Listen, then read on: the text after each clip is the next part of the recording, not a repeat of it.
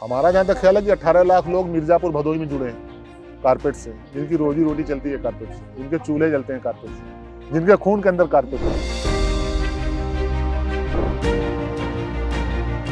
और हर कास्ट के लोग हैं, हर जाति हर धर्म के लोग, और इसीलिए बहुत ही मेल मोहब्बत से वहाँ आज भी लोग रहते हैं। बदलाव तो कारपेट फील्ड में बहुत आया है, पहले से बेटर कारपेट बन रहे हैं। जैसे पहले जो कारपेट्स होते थे वो बहुत हैवी होते थे, आज बहुत हल्के किस्म के भी कारपेट आ रहे हैं, भारी कारपेट। फिर पहले जो कारपेट सिर्फ हैंड नॉटेड बनते थे, अभी हैंड टफ्टेड कारपेट भी आ गया है। ये काम तो हम बचपन से कर रहे हैं, हम जब चौथी क्लास में पढ़ते थे 1984 में, तब से हम कर रहे हैं। ये काम हमारे घर का काम है, हमारा खानदानी काम है, हमारे बाप दादा ये काम करते थे। मेरा नाम है मोहम्मद हयात, मैं भदोही उत्तर प्रदेश से आया हूँ। कारपेट बनाते हैं, मेट बनाते हैं, दरियां बनाते हैं। कहानी ये है कि जिस वक्त बाबर ने हमला किया हिंदुस्तान पे, तो पहले जमाने में ये होता था कि जो बादशाह होते थे एक दूसरे पे जब हमला करते थे, राजा या बादशाह, तो उनके जब हुकूमत होती थी तो लोग वहां पर जाते थे अपने तिजारत को बढ़ाने के लिए, कारोबार को बढ़ाने के लिए। तो ये कालीन का काम, मेन जो काम है वो ईरान से है। तो हम लोगों की जो नस्लें थी वो ईरान से थी, हम लोग वहां से आए थे।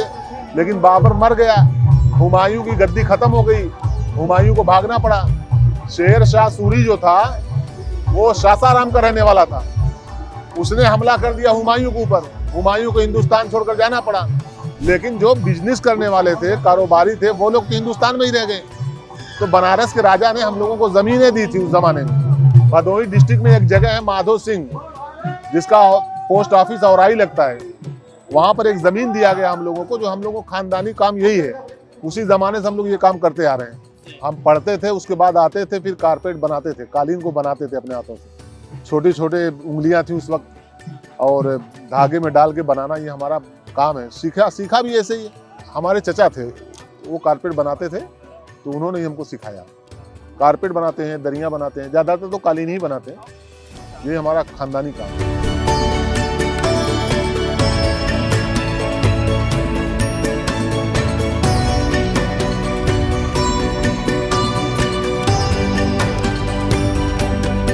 डिज़ाइनर अलग होते हैं, वो अपना डिज़ाइन बना के देते हैं, फिर हम लोग क्वालिटी के हिसाब से कारपेट बनाते हैं। सबसे पहले कारपेट ही बनाया हमने। कारपेट बनता है, लकड़ी का लूम होता है, उसकी तानियाँ होती हैं, तानियों के ऊपर कुछ लकड़ी के भी सामान होते हैं जो ऊपर नीचे करने पड़ते हैं।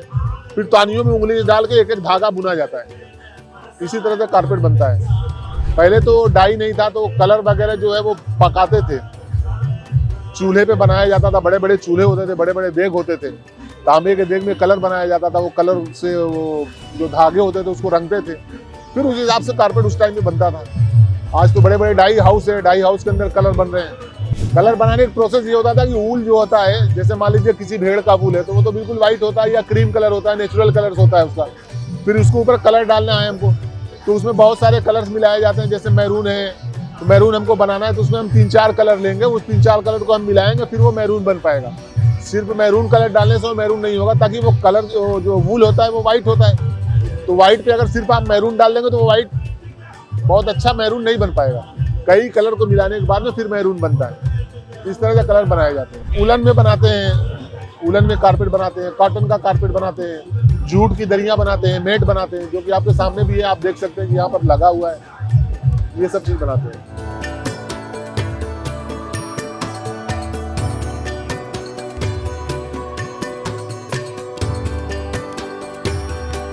कारपेट बनाने के बहुत सारे प्रोसेस हैं, ऐसे ही नहीं कारपेट नहीं बन जाता है। हैंड नॉटेड कारपेट बनाने के लिए क्या होता है कि पहले तानियाँ होती हैं उसकी, वो तानी तना जाता है, मतलब 2 खंबे उधर गाड़ देते हैं, 2 खंबे इधर गाड़ देते हैं, फिर उसमें तानियाँ होती हैं। फिर उसके बाद में फिर उसको गांठें मार के फिर लूम पे चढ़ाया जाता है। लूम पे चढ़ाने के बाद में फिर ऊल जो होते हैं, ऊल के गट्ठर बनाए जाते हैं। फिर उसको हाथों से, कुछ औजार होते हैं जो लोहे के होते हैं, उनसे फिर कारपेट बनाया जाता है। अभी ज़्यादा तो यही बता सकते हैं, बकिया प्रैक्टिकल तो है नहीं, हम करके भी आपको बता देते हैं कि इस तरह से कारपेट बनता है। बदलाव तो कारपेट फील्ड में बहुत आया है, पहले से बेटर कारपेट बन रहे हैं। जैसे पहले जो कारपेट्स होते थे वो बहुत हैवी होते थे, आज बहुत हल्के किस्म के भी कारपेट आ रहे हैं, भारी कारपेट। फिर पहले जो कारपेट सिर्फ हैंड नॉटेड बनते थे, अभी हैंड टफ्टेड कारपेट भी आ गया है। जो कि कपड़े के ऊपर जो होते हैं एक कैंची होती है, एक औजार होता है, उससे जो है तो करके वो बनाया जाता है। अलग अलग फील्ड है, वो फील्ड में कुछ नया भी आ रहा है और कुछ लूम पे भी अब कारपेट बन रहे हैं। पहले जो कारपेट बनते सिर्फ हैंड नॉटेड बनते थे, वो हाथों की ही कारीगरी होती थी। अभी तो अलग अलग तरह से कारपेट बन रहे हैं। पहले जो कारपेट होते थे और काम करने का जो तरीका होता था सब कुछ देसी होता था। अभी कुछ नए नए टेक्निक आ गए हैं, तो उस टेक्निक के हिसाब से कुछ आसानियां पैदा हो गई हैं। पहले ऐसा नहीं था। पहले तो वही था, पत्थर होते थे, पत्थर पे छुरे को धार लगाते थे, फिर कारपेट का एक एक धागा काटते थे। आज ऐसा नहीं है। आज बहुत तरह से कारपेट, आज धागा पत्थर पे नहीं बल्कि छुरा इतना तेज होता है कि ऑलरेडी वो खुद ही काटता चला जाता है। तो बहुत सारी परेशानियों से अभी तो बेटर है। पहले गर्मी होती थी तो हम लोग पसीने में डूब जाते थे कारपेट बनाते बनाते। आज तो एसी लगे होते हैं कारपेट बनाने के लिए, कूलर लगे होते हैं, तो बहुत सारी परेशानियां तो कम हुई हैं। धागे पहले चरखे पे बनते थे, आज मशीन से धागे बन रहे हैं। तो ये सब बातें हैं, तो इससे थोड़ा आसानी हो चुकी है।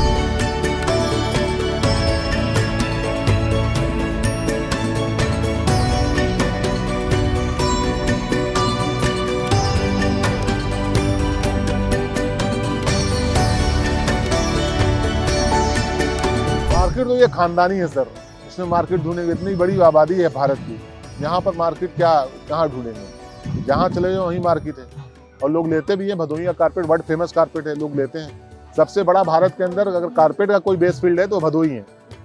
भदोही पहले मिर्ज़ापुर भी था, मिर्ज़ापुर में दरिया आज भी बनती हैं। हालांकि मिर्ज़ापुर भदोही दोनों सटे हुए जिले हैं और दोनों कारपेट के बारे में नंबर बनते हैं। भारत में कोई ऐसा स्टेट नहीं है जो भदोही और मिर्ज़ापुर से ज़्यादा कारपेट बनाता हो या प्रोडक्शन करता हो या विदेशी करेंसी लाता हो कारपेट में। कारपेट तो कश्मीर में भी बनते हैं, जयपुर में बनते हैं, और भी जगह पर बनते हैं, ग्वालियर में बनते हैं, लेकिन सबसे ज्यादा अगर कारपेट कहीं बनता है तो भदोही और मिर्ज़ापुर में बनता है। भदोही देखिए डिस्ट्रिक्ट बनारस और डिस्ट्रिक्ट इलाहाबाद के बीच में एक छोटा सा शहर है, जो कि पहले वो भी डिस्ट्रिक्ट बनारस में ही हुआ करता था। बाद में उसको कट करके उसको संत रविदास नगर के नाम से भदोही का नया नाम रखा गया और भदोही में कारपेट ही प्रचलित है। हालांकि उससे सटा हुआ बनारस है, जहाँ पर साड़ियाँ बनती हैं और विश्व फेमस है, वो भी पूरी दुनिया में लोग जानते हैं बनारस की साड़ियाँ। इस तरह से भदोही में कारपेट हमेशा से है और हमेशा हम समझते हैं रहेगा। जब तक देश है, हम लोग हैं, कारपेट तो रहेगा। देखिए ऐसा ना कि पहले ट्रेडिशनल डिज़ाइन चलते थे, फिर उसके बाद में कुछ मॉडर्न डिज़ाइन आ गए जिसमें ग्राफिक्स है और ज्योमेट्रिकल डिज़ाइंस हैं। फिर पब्लिक घूम फिर कर उसी डिज़ाइन पे आ जाती है। जैसे कपड़े का होता है ना, आज जो फैशन है वो 10 साल बाद फिर आ जाएगा घूम फिर के। ऐसे ही है, कुछ उनको नई जनरेशन हो जाती है तो उसको लगता है कि नया चीज़ है। हालांकि चीज़ वही रहती है जो 10 साल 20 साल पीछे रहती है। उसी हिसाब से डिज़ाइन तो जो होता है सब पुराने होते हैं। जैसे ईरान के कालीन के जो डिज़ाइन होते हैं, 500 साल पुराने कारपेट्स होते हैं जो एंटिक वैल्यू के कारपेट हैं। उन कारपेटों से डिज़ाइन लेके उसके बाद में फिर नया हम लोग डेवलप करते हैं उसको। जैसे कासान डिज़ाइन है, किरमान डिज़ाइन है, सिराजी डिज़ाइन है, हमदान डिज़ाइन है, अबूसान डिज़ाइन है। तो जो डिज़ाइंस होते हैं वो पहले ज़माने में वो जो ईरान के जो मुख्य शहर होते थे, जिस शहर में जो कारपेट बनते थे उसी शहर के नाम से डिज़ाइन होते थे। जैसे कासान एक शहर है तो कासान का डिज़ाइन है, सिराज एक शहर है तो सिराज का एक डिज़ाइन है, गोम एक शहर है तो गोम का डिज़ाइन है। इस तरह से अलग अलग शहरों के डिज़ाइन होते थे, उसी हिसाब से उसके नाम होते थे।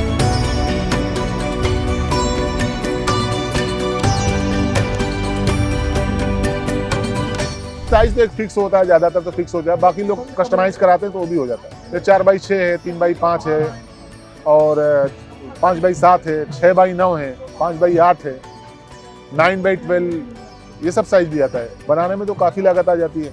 जिस तरह का क्वालिटी होगा उसी हिसाब से लागत आएगी, उसी हिसाब से मटेरियल्स होगा और उसी हिसाब से फिर खर्च भी होगा। और प्रॉफिट का जहाँ तक बात है तो प्रॉफिट तो ठीक ठाक है, लेकिन कारपेट 1200 से स्टार्ट है हमारे पास और बाकी 3 लाख रुपए तक का कारपेट यहीं पर मौजूद है। साइज वही 4x6 में, क्वालिटी अलग अलग है। एक बेहतरीन कारपेट बनाने के लिए सालों लग सकते हैं। कारीगर के ऊपर डिपेंड है और क्वालिटी के ऊपर डिपेंड है। कुछ तो ऐसे कारपेट बने हैं दुनिया के अंदर जिसमें उम्र खत्म हो गई, ऐसे भी कारपेट बने, इतिहास में है, हिस्ट्री में है। कुछ ऐसे कारपेट बने हैं जिसमें उम्र खत्म हो गई, एक आदमी बनाते बनाते ही खत्म हो जाता है उसके अंदर। एक ही कारपेट अपनी लाइफ में बना सकता है, जिसे उमर खयाम कहा जाता है फारसी के अंदर। हमारे साथ तो ऐसा है ना कि जैसे मान लीजिए कि अभी तो ये हो गया है कि मैन्युफैक्चरर्स आएंगे, हम वो लोग आएंगे जो कारीगर होते हैं, हम उनको मटेरियल्स दे देंगे, डिज़ाइन दे देंगे, क्वालिटी बता देंगे, इस क्वालिटी में इस तरह से डिज़ाइन आपको करना है। वो जाएंगे अपने घर से, वो 15 दिन 20 दिन 1 महीना जैसा क्वालिटी रहेगा उसी हिसाब से वो कारपेट बना के लाएंगे फिर उसको देख कर हम पास करेंगे, फिर उसकी फिनिशिंग हम कराएंगे, फिर उसकी बिल्डिंग वगैरह करा के उसको हम भेजते हैं।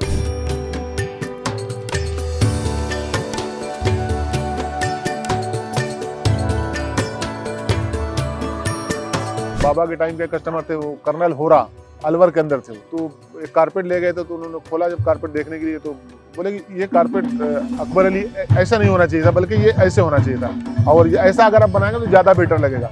फिर हम लोगों ने उसको फिर उसी रंग से बनाया, तो वाकई में वो ज़्यादा बेटर लग रहा था। कलर साजी भी कई बार होता है कि कलर आदमी हम अपने हिसाब से चूज़ करते हैं, कस्टमर कुछ अपने हिसाब से चूज़ करता है। और दिल्ली वगैरह के जो टेस्ट है कारपेट के कलर वगैरह में, तो वो इंग्लिश टेस्ट है, लाइट कलर उन्हें ज़्यादा पसंद है।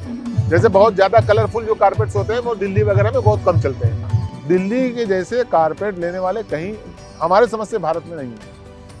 यहाँ पर लोग बताएंगे कि यहाँ पर ये कलर होना चाहिए था, ये डिज़ाइन ऐसे होनी चाहिए। ऐसे ऐसे मैंने देखे हैं यहाँ पर, जो कि मैं 1987 दिल्ली आना जाना है मेरा।